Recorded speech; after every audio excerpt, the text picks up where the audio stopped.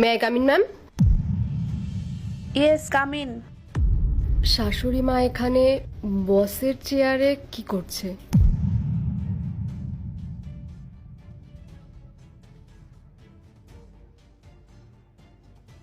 তুমি already 15 minute late.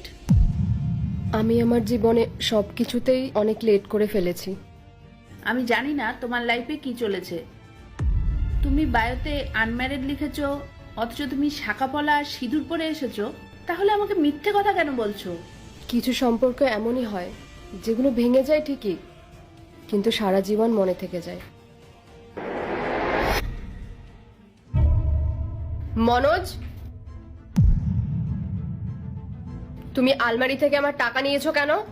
আসলে মেঘা, এই টাকাগুলোর খুব দরকার ছিল আমার। আরে দরকারি যখন ছিল নিজে ইনকাম করে নাও না। আমার বাবার দেওয়া টাকায় হাত দিয়েছো কেন? তোমার টাকার যখন এতই প্রয়োজন তাহলে নিজে বেশি বেশি করে ইনকাম করো আর নিজের মায়ের সব প্রয়োজন মেটাও। আর তাছাড়াও বউয়ের টাকা নিতে তোমার লজ্জা করলো না? যেমন মা তার তেমন ছেলে, লোভী কোথাকার। মেঘা, তুমি এসব কি বলছো? আমি ঠিকই বলেছি। আর শোনো, এরপর থেকে না আমার টাকায় একদম হাত দেবে না।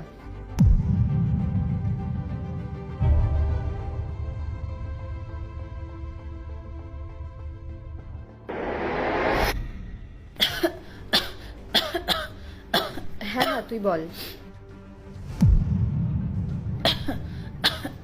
এ না মা, জল খাও। মেঘা, মায়ের এখানে কষ্ট হচ্ছে, তুমি ফোন কাটছো? তুমি একটু মায়ের খেয়াল রাখতে পারছো না? তোমার এই ফোন না আমি ভেঙেই দেবো। কেন? ফোনটা কি তোমার টাকায় কেনা নাকি? ফোনটা আমার বাবা কিনে দিয়েছে। একটা ফোনও তো কিনে দেওয়ার ক্ষমতা নেই তোমার। তোমার কি মনে হয় আমি এই বাড়ির কাজের লোক? আরে আমি এই বাড়ির বউ, আমি নিজের ইচ্ছা মতো চলবো। আর কি হয়েছে তোমার মায়ের? একটু তো কাশিই হয়েছে, কিছুক্ষণ পরেই ঠিক হয়ে যাবে। আর ওনার সবকিছু কি আমাকে দেখতে হবে নাকি? উনি নিজেরটা নিজে দেখতে পারে না? তোমার সাথে কথা বলাটাই না বেকার, একটা অহংকারী মানুষ। আমার সাথে কথা বলতে হবে না। কার সাথে বিয়ে দিয়ে দিয়েছে বাবা আমার, যত সব ফালতু লোকজন। আমাদেরকে নিয়ে যখন এতই প্রবলেম, তাহলে আমাদের থেকে আলাদা হয়ে যাও না। গুড আইডিয়া, একদম ঠিক বলেছো। আমিও থাকতে চাই না তোমাদের সাথে। থাকো তোমরা একাই।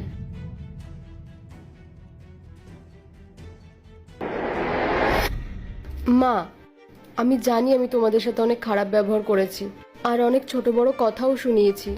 আমি আমার ভুল বুঝতে পেরেছি। আপনি প্লিজ আমাকে ক্ষমা করে দিন। আমি আপনার কাছে হাত জোর করে ক্ষমা চাইছি। তুমি কোন খারাপ ব্যবহারের কথা বলছো সেটা আমি জানি না, আর জানতেও চাই না। আচ্ছা, আমরা কাজের ব্যাপারে আসি। মা, আমি ওই প্রজেক্টটা রেডি করে ফেলেছি। এ কি মা, তুমি যাকে তাকে অফিসে ডাকছো? আমি গেলাম। মনোজ, তুমি জানো তোমাকে এতদিন পর দেখে আমার কতটা ভালো লাগছে। তুমি প্লিজ আমাকে ক্ষমা করে দাও। কিন্তু আমি তো তোমাকে চিনি না, আর তুমি যাকে বিয়ে করেছো তার কাছে গিয়ে থাকো।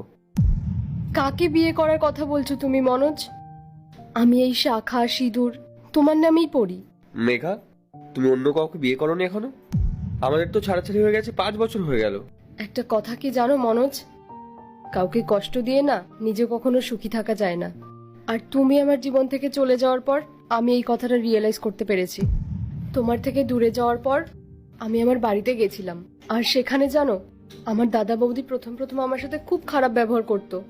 তারপর একদিন বাড়ি থেকেই বের করে দিল। আর তারপর যখন আমি তোমার বাড়িতে গেলাম তখন আমি জানতে পারলাম যে তুমি আর মা ওখানে আর থাকো না, তোমরা অন্য কোথাও শিফট হয়ে গেছিলে। আর তারপর আমি জানতে পারলাম যে তুমি নাকি একটা অনেক বড় মাপের বিজনেসম্যান হয়ে গেছো। সেজন্য আমি আর কোনো কন্ট্যাক্ট করার চেষ্টা করিনি। কিন্তু তুমি দেখো মনোজ, নিয়তি আজকে আবার আমাদের দেখা করিয়ে দিল। মনোজ, যা হয়েছে সব ভুলে গিয়ে তুমি আমাকে প্লিজ ক্ষমা করে দাও। ক্ষমা? কিন্তু কেন? বাবু, কাউকে ক্ষমা করে দেওয়াটা অনেক বড় ব্যাপার। আর দেখ, ওর মুখ দেখেই বোঝা যাচ্ছে ও যে এই ভুলটা করেছে তাতে ও নিজেই কষ্ট পাচ্ছে। তাই আমার মনে হয় ওকে একটা সুযোগ দেওয়াই যায়। দেখ, আমি তোর মা হই, আমার মনে হয় তুই ওকে একটা সুযোগ দিতেই পারিস। আমি তোকে বলছি। মা, যেখানে তুমি ওকে ক্ষমা করে দিয়েছো সেখানে আমি ওকে মানা করার কে? আচ্ছা মনোজ, তুমি আমাকে একটা কথা বলো তো, আমি চলে যাওয়ার পর কি তুমি অন্য কাউকে বিয়ে করেছিলে? মেঘা, আমি তোমাকে ছেড়ে যাইনি, তুমি আমাকে ছেড়ে গেছিলে। আর ভালোবাসা, ভালোবাসা বারবার হয় না, ভালোবাসা একবারই হয়।